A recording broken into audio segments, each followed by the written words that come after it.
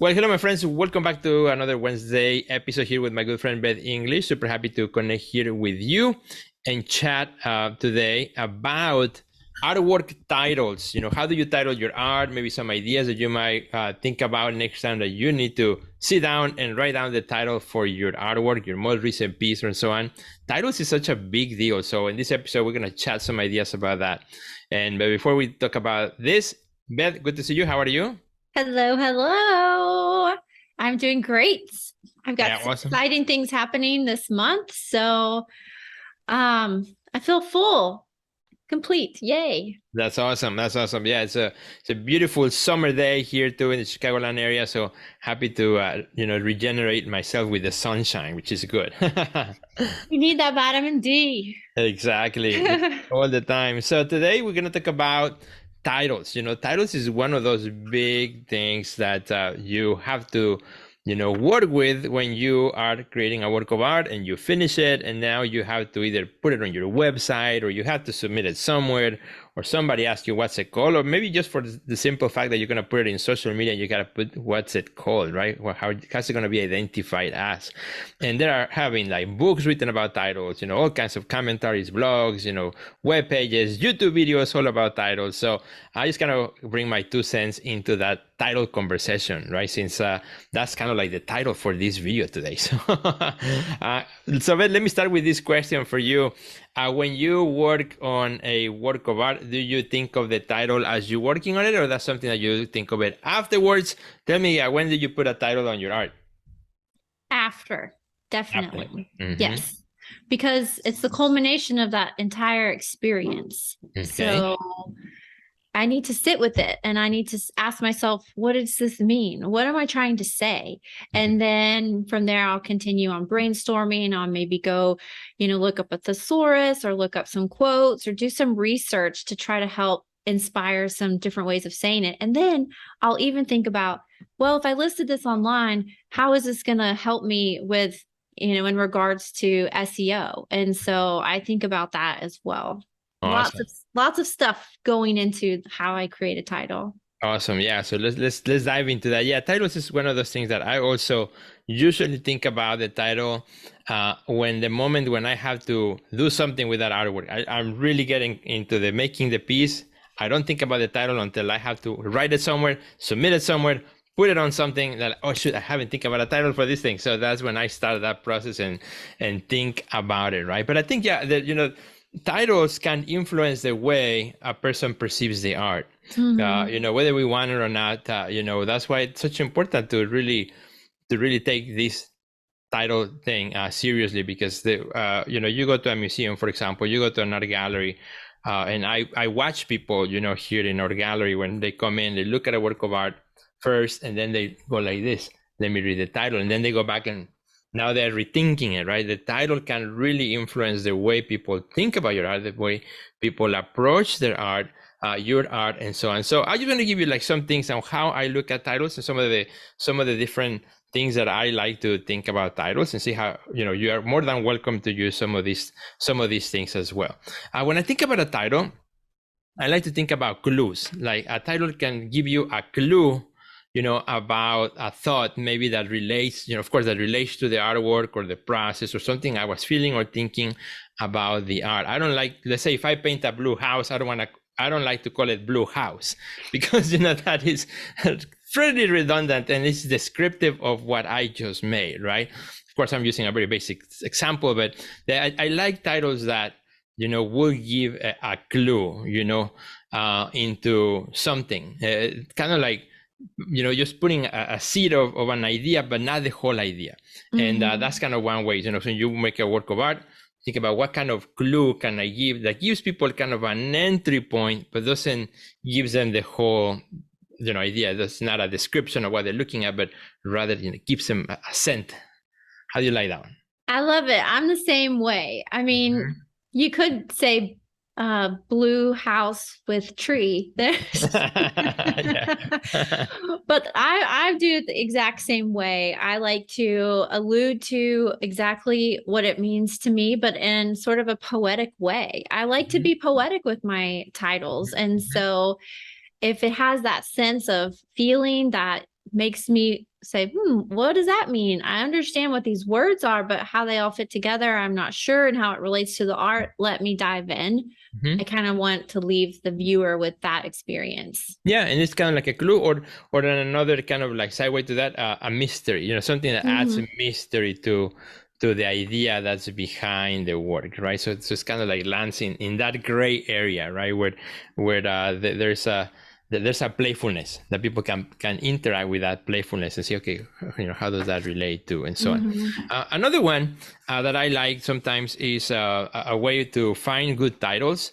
It's like journaling, like in the process of making the artwork or a series, because I like to work on series. So a lot of times I love taking the time when I'm in the studio to, journaling some thoughts, some ideas that I'm putting down on paper, usually on paper. You can do it in your phone or whatever, but, kind of like this idea of jotting down thoughts and ideas so that when you get to that point of you're going to now pick the title, now you have kind of a repertoire or a collection of different things that you've already been thinking about being part of your process. So when you get to it, then you can pick and choose kind of what you think is pertains better to the work that you're working with, rather than at the end like, oh, how should I title this thing? Which, sometimes I fall into that, but I like sometimes to also plan ahead, not exactly the title, but just kind of like jotting down, journaling, along the way. Yeah, I mean, anytime you can let your unfiltered thoughts just flow through you, I think you're going to find a lot of gold in that. And if you do that throughout your process, I mean, I know I journal a lot before I create art. I even will write words into the paint that you don't see in the end, but I want to put it in there just because I know that energy is being put into the work, even if you can't read the word afterwards. And so I think there's a lot of things that we do, we may not even realize we're doing, that we're thinking about these ideas and how they relate to the work in an unfiltered way, which, journaling is a perfect way to capture that. Yeah, totally. Another way is to think about, something I use sometimes, think about kind of like the idea of what this is, and then I go into a thesaurus and look for better words on how to say that more interestingly, and perhaps words that are not, easily in everyday's vocabulary. Again, just to add that interest right into the word. Like, for example, one of my latest series that I did last year, the main idea was like transparent bodies, right? Bodies that figure bodies that you can see through. So I'm like, that's too, I don't like that. So I went and I started doing some research and I found the word diaphanous. So I call it diaphanous bodies, which is that idea. When you look at the description of the word diaphanous, is that idea of a body that is, translucent, that is like, changing. And so I really like that's exactly what I want to say. And because it's a word that is not in everybody's language, everyday usage, people are like, oh, I wonder what that means, So, it invites for interpretation.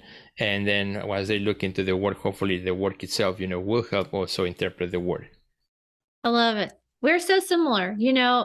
I have this one painting. It was entitled Escaping the Snare. I love that one. And it was all about escaping from darkness. And what I'll do is sometimes I'll go into the Bible and I'll look at stories that describe sort of the spiritual process I went through of escaping the darkness and heading into the light, because I talk about that a lot because that's what I had to do in my life. Right. And so if I can find examples that also say that, but in a different way, I just grab hold of those words like snare. I was like, this is interesting. I like it. Exactly. Yes.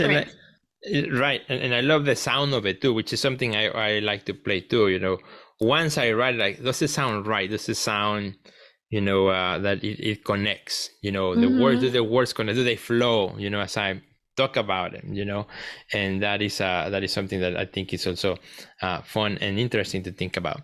Something else that I think about also is sometimes if I don't necessarily want to talk about the meaning of the work or things, I want to be more elusive, I sometimes then look at a title that refers more to the composition of the work, maybe something that relates to the color, or I've done a series with geometrics, shape. So, I may pick the word geometric something else, or something that refers to to the formal, analysis of the work, not necessarily the meaning or the ideas behind it. Again, to let people kind of engage with that first, and then from there come into their own interpretation of that. So that's another one. Yes, like this could be called squiggly line number 10. Exactly. Yeah. It's like sometimes the work just speaks to you. And sometimes it's asking for a title that's deep and meaningful and poetic, and sometimes it's not. And so I try to listen to what I feel like the work is trying to communicate to me, and then go from there, instead of making it complicated and having an exact formula for every single piece. Just listen to what it needs and then continue to dive in from there. Absolutely. I love that. And another one that, because I work in series, for those of my friends who work in series too, another option you have is give a title to the overall series and then number each piece, which I have done that many times too. Especially when I have a long title, like I had a series which was like 16 words of hope for a messed up world. That's a pretty long title. So then you have numbers, number 1, number 2, number 3, and within the series, easy for me to refer to each number, but with an overall title of the sequence or the series, or that particular body of work, tends to simplify things around as well. And particularly for you as the artist, when you are cataloging your work, when somebody loves a piece on social media, say, I love, your, one of your pieces from your latest series. All I have to say, which number? Tell me which number you saw, and then I know easily which one it is. I love that. That's a good idea, to just number it. Makes it easy. Especially if there's a bunch of them in the series, Exactly.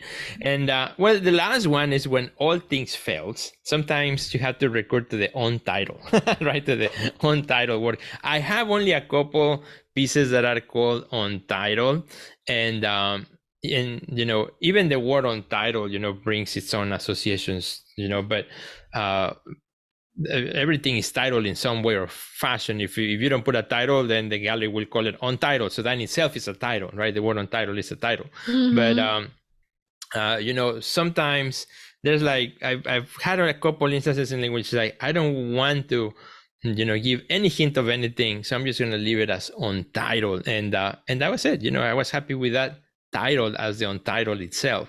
But ideally I like to put something that's meaningful to me or the piece or relates to it, and I think because also helps people to kind of create a hook. But however, that doesn't mean that everything has to be that way. Sometimes Untitled, for as much as we may not like it as much, sometimes it can work. Of course. I think it goes back to what I said earlier. Sometimes the piece is just asking you to name it a certain thing, and if it's untitled, it's like you said, that is a title.